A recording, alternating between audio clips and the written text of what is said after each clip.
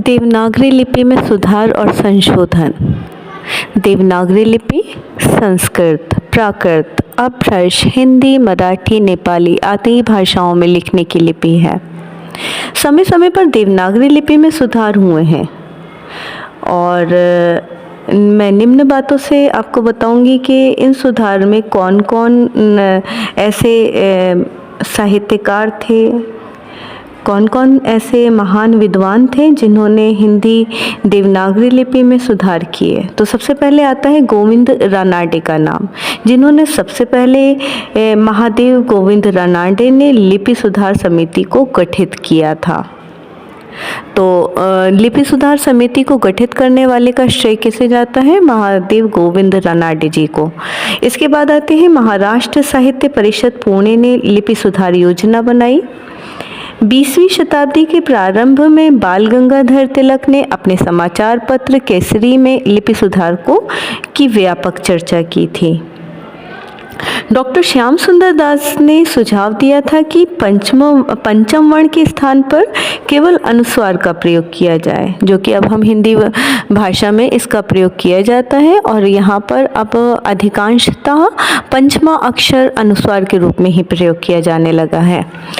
श्रीनिवास जी का सुझाव था कि इस लिपि में महाप्राण ध्वनियाँ निकाल दी जाएं और उनके स्थान पर अल्प प्राण ध्वनियों के नीचे कोई चिन्ह लगाकर काम चलाया जाए। हिंदी साहित्य सम्मेलन प्रयाग ने लिपि सुधार समिति की बैठक 5 अक्टूबर 1941 की आयोजित की, जिसमें मात्राओं के उच्चारण क्रम में लगाने, छोटी ई की मात्रा को व्यंजन के आगे लगाने तथा प्र को प्र, श्र को श्र रूप में लिखने का सुझाव दिया था। वर्ष 1947 में उत्तर प्रदेश सरकार ने आचार्य नरेंद्र देव की अध्यक्षता में लिपि सुधार समिति का गठन किया। इस समिति के द्वारा दिए गए प्रमुख सुझाव इस प्रकार हैं। आ की 12 खड़ी भ्रामक है। अब ये 12 खड़ी है क्या, इसके विषय में मैं आपको थोड़ा सा बताऊंगी। आ, ऐ, औ, औ, ऐ, औ, अय, औ, औ, जो कि भ्रामक है। आ का प्रयोग केवल आ के ही रूप में किया जाए।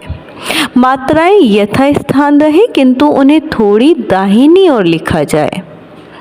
अनुस्वार एवं पंचम वर्ण के स्थान पर सर्वत्र शून्य से काम चलाया जाए। आ, झ, ध, भ, ल जैसे द्विविधि लिखी जाने वाले अक्षरों को स्वीकार किया जाए। श, त्र, ज्ञ जैसे संयुक्त वर्ण की वर्णमाला में यथास्थान दिया जाए। इन सभी सुझावों को थोड़े हेर फेर से स्वीकार कर लिया गया है। वर्ष 1953 में डॉक्टर राधाकृष्ण की अध्यक्षता में एक उच्च स्तरीय बैठक आयोजित की गई, जिसमें सुझाव दिया गया कि ह्रस्व ई की मात्रा व्यंजन से पूर्व लगाई जाए। ख, ध, भ, झ को क्रमशः ख, ध, भ, छ के रूप में लिखा जाए। समय अनुसार लिपि सुधार के लिए अनेक प्रयास होते रहे हैं और ये प्रक्रिया अभी जारी है। वैसे भी परिवर्तन प्रकृति का नियम है, तो परिवर्तन तो हिंदी देवनागरी लिपि में भी आता रहेगा।